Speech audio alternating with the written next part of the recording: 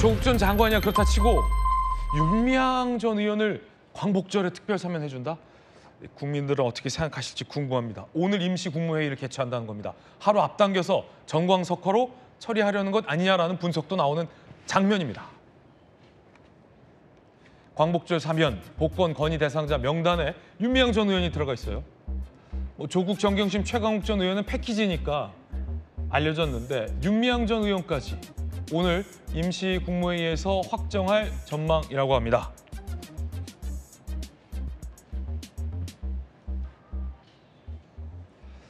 국무회의까지 하루 앞당겨서 이러는 이유는 뭘까? 많은 언론들이 이렇게 분석했습니다. 정치권 관계자들 사면 논란 더 확산되기 전에 일단락 지으려는 것이다. 민주당의 한 의원 갑론을박을 길게 끌어서 득될 것 없다는 판단이 깔렸을 것이다. 하루 앞당겼다 그래서 이런 얘기도 나오고 있습니다. 자, 그러자 야당에선 반발합니다. 아니 다른 날도 아니고 광복절에 위안부 피 할머니 돈 횡령한 윤미향 전 의원을 사면해 주는 것은 이완용을 친일 인사 명단에서 빼주자는 것과 같다라는 강한 비판이 나왔습니다. 들어보시죠. 위안부 할머니들의 등을 친 윤미향 사면은 매국노 이완용을 친일 인사 명단에서 빼주자는 것과 다르지 않습니다. 이 뜻깊은 날이 악질 범죄자에게 면죄부를 주는 날로 변질되어서는 안 됩니다. 조국 윤미향에 대한 사면이 국민께 떳떳하다면 이재명 대통령은 국무회의를 생중계하도록 하십시오. 사면권이 대통령에게 부여된 헌법적 권한이라고 해도 사면은 마음의 빚이나 정치적 배려로 결정될 일이 아닙니다. 일본군 위안부 할머니들에게 전달된 후원금을 빼돌린 후 호의호식했던 사람이 광복절 사면 대상에 이름을 올렸다는 사실에 허탈해하는 국민들의 표정을 이 대통령은 직시해야 합니다. 떳떳하다면 그 국무회의 생중계하라라는 비판도 나왔습니다. 이완용 얘기까지 나왔어요. 자, 곽태규 의원님 어떻게 보십니까? 네. 윤미향 전 의원이요? 원래 이번 사면이 관심을 갖는 이유가 이재명 대통령 취임 이후에 첫 사면이거든요. 첫 사면이죠. 보통 이제 첫 사면이고 특히 광복절 사면인 경우에는 그동안에 민생 사범이라고 말하는 그런 광범위한 좀 특사를 통해 가지고 국민 통합 이런 메시지를 주는 것이 보통 첫 사면에서 이루어졌었는데 이번 사면은 특이하게도 첫 사면부터 제일 정치적 논란이 많은 조국 전 대표의 이야기부터 먼저 나왔어요. 그러면서 그 조국 전 대표와 정경심 그리고 최강욱 의원에 대한 이 논란으로 이제 계속해서 정치권에서 이슈가 됐죠. 첫 사면을 두고 이렇게 정치적인 논란이 대두된 것이 아마 제 기억에는 이번이 처음이 아닌가 싶고 굉장히 좀 심하게 논란이 됐는데 여기에다가 윤미향 전 의원까지 이제 사면 대상으로 논의되면서 과연 이것이 이재명 대통령의 첫 사면으로서 적절한 것이냐 하는 것에 대해서는 여야를 막론하고 지금 논쟁이 많은 것 같습니다. 특히 그 윤미향 전 의원의 경우에는 위안부 할머니에 대한 어떤 보조금을 횡령한 부분이 있어서 그 부분이 대법원에서까지 유죄 확정이 됐던 사안이거든요. 그리고 조국 전 대표의 경우에는 다 아시듯이 입시 비리라고 하는 이 국민들께서 가장 민감해하는 그런 죄로 지금 수감 생활을 하고 있는 중인데 수감 생활의 절반도 끝나기 전에 이렇게 사면한다는 것이 좀 국민들로서는 이것이 과연 법적인 형평에 맞는 사면인가 하는 것에 대해서 논란이 될 수밖에 없다고 보입니다. 윤미향 전 의원의 혐의에 대해서 많은 분들이 잊지 않으셨을 것 같습니다. 대법원에서까지 유죄가 확정됐는데 윤 전 의원의 이야기 한번 들어보시죠. 전체 할머니를 위한 것이 아닐 경우 대표인 제 개인 계좌로 모금을 했습니다. 특별한 경우라서 이제 보니 제 개인 명의 계좌를 사용한 것이 잘못된 판단이었습니다. 금액에만 문제가 없으면 된다는 안이한 생각으로 행동한 점은 실로 죄송합니다. 최근 계좌 이체 내역을 일일이 다시 보니 허술한 부분이 있었습니다. 스스로가 부끄러워집니다. 하지만 제 개인 계좌를 통하여 모금하였다고 해서 계좌에 들어온 돈을 개인적으로 쓴 것은 아닙니다. 하지만 대법원의 판단은 윤 전 의원의 주장과 달랐습니다. 대법원에서까지 사기, 횡령 등의 혐의가 유죄로 확정돼서 의원직 박탈에 해당하는 유죄가 선고된 것이죠. 정대협 기부금 8천만 원 횡령, 여가부 보조금 6,520만 원 불법 수령 등등 유죄가 인정됐습니다. 징역 1년 6개월, 집행유예 3년이 확정되면서 의형직 박탈형의 유죄가 선고됐습니다. 2심에서는 특히 사기죄 등이 추가됐는데 3심 대부분에서는 2심 판단을 그대로 인정을 했습니다. 정육진 변호사님, 이 혐의가요, 뭐 계좌 헷갈리고 그 정도 차원이 아니에요? 대법원에서까지 확정된 혐의들이요? 일단 혐의가 총 6개였습니다. 첫 번째가 기부금품법 위반인데 그게 뭐냐면은 뭐 여러 가지가 있지만 대표적으로 충격적이었던 게 뭐냐면 위안부 할머니의 상징적인 그 할머니라고 할 수 있는 분이 김복동 할머니였잖아요.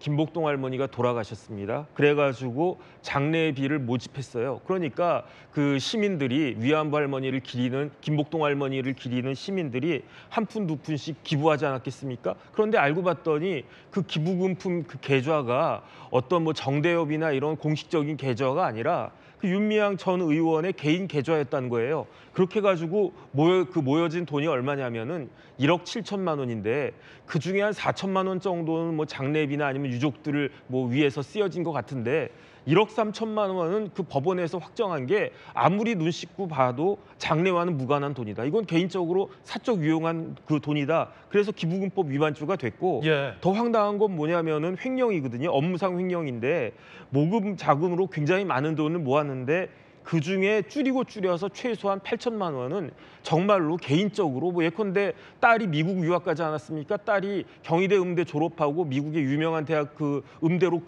갔는데 뭐 그런 자금부터 시작해가지고 여러 가지로 그 횡령되었다고 인정할 수밖에 없는 그러한 자금이 8천만 원이나 되는 거고요. 그다음에 정부와 서울시로부터 보조받은 자금이 3억 6,720만 원이었는데 그중에 최소한 6,720만 원은 마치 그 인건비를 쓴 것처럼 허위 인건비로 계상해가지고 이렇게 이제 범죄를 저질렀다는 것이고 그래서 징역 1년 6개월에 집행유예 3년 나왔는데 이거 말고도 혐의가 3가지가 더 있었는데요. 뭐냐면은 준사기. 그건 뭐냐면은 기론옥 할머니가 7,920만 원을 정의연에 기부했는데 그 당시에 그 할머니가 좀 뭐랄까 치매인데 그것도 중증 치매였다는 거죠. 그다음에 안성 쉼터를 아주 고가에 매입한 거는 업무상 배임죄 아니었느냐. 그다음에 안성 쉼터를 일반 사람들한테 뭐 이렇게 숙박비 받으면서 이렇게 했단 말이에요. 그거는 공중위생관리법 위반 아니냐. 이 나머지 3가지에 대해서는 무죄가 나왔는데 그러한 사실이 없었다라고 해서 무죄가 아니고요. 뭐 고의를 인정한다든지 증거가 부족하다든지 그랬기 때문에 무죄가 나온 거기 때문에 이거는 누가 봐도 말이 되는 것인가 그런 생각이 드는데 저는 최소한요. 이거는 대통령이 아무리 그 대권을 가지고 있다고 하시더라도 대통령이 사면할 수 있는 범위를 넘어간 것이다라고 생각하는 게 최소한 뭐 저 같은 사람 말고요.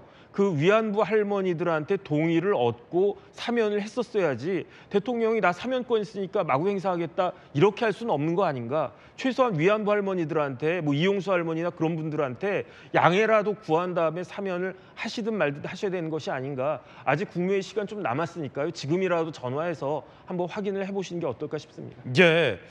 자, 윤미향 전 의원은 이미 사면된 듯 공개 활동을 이어가고 있다라는 비판도 오늘 한 조간신문에 보도됐습니다. 함께 보시죠. 광화문에 앉아있겠다 이따가 만나자 위안부 기림일 행사 참석, 윤 내란 정권이 망친 굴욕적인 한일 과거사를 바로 세워야 한다.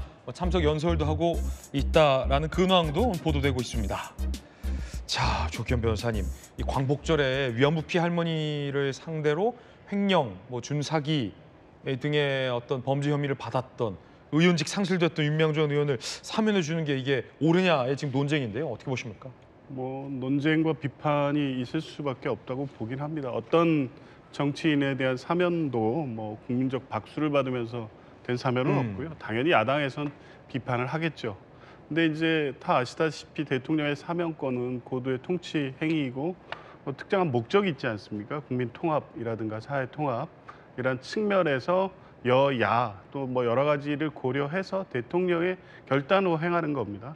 그 자체가 존중받아야 된다는 것은 뭐 헌법상 대통령의 권한을 행사한다는 측면이 있는 거고요. 네. 과거 뭐 바로 전 정권에서 있었던 사면들을 쭉 보면 뭐 이명박 전 대통령 비롯해서 김태우 전 강서구청장, 뭐 김관진 전 국방장관, 뭐 이 등등등 과거 2017년에 국정농단 에서부터 최근에 있었던 것까지 다 사면해 줄 때 그 범죄 사실 자체를 가지고 이제 비판할 수 있습니다만 그 적절성의 무게를 따져서 누구는 되고 누구는 안 되고 이런 기준이라는 게 있을 수는 없습니다. 왜냐하면 뭐 대통령의 사면권 그걸 다 포괄해서 하는 거니까요.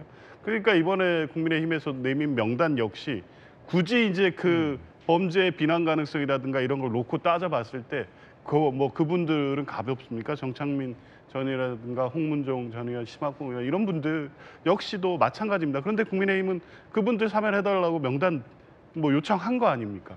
이제 그런 걸 비교해 보면 비판할 수 있고 이분들을 지금 이런 정치인들을 사면하는 게 맞습니까라고 문제 제기는 할 수 있지만 예. 이제 그러한 고려까지 다 해서 정치적 부담을 안더라도 그 필요성이 있다고 판단한 대통령의 결단을 존중하는 게 맞지 않느냐. 그리고 윤미향 전 의원 같은 경우에는 이제 특별히 광복절을 앞두고 있는 사면이어서 더 이제 비판을 받을 수 있습니다만 추미애 의원 말씀하시는 것 같이 전체 이제 사건 관계에서 보면 평생 해오던 일이었습니다.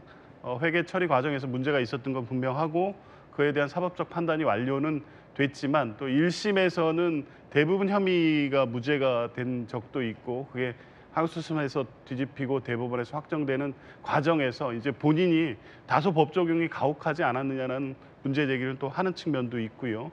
검찰의 수사 제기 단계부터 다소 정치적이지 않았느냐라는 비판도 있었던 부분도 분명하기 때문에 아마 이런 전체적 사정을 고려하는 것 같습니다. 아직 결정되지는 않았지만 만약에 사면복권 명단에 포함된다고 하더라도 이런 정치적 부담에도 불구하고 여야를 막론해서 필요한 정치인들에 대한 사면의 필요성을 인정한 대통령의 결단이다. 그래서 존중하고 그것이 사회통합, 국민통합의 방향으로 갈 수 있도록 대상자가 만약에 된다면 그분들의 노력이 더 중요하지 않을까 이렇게 봅니다. 예.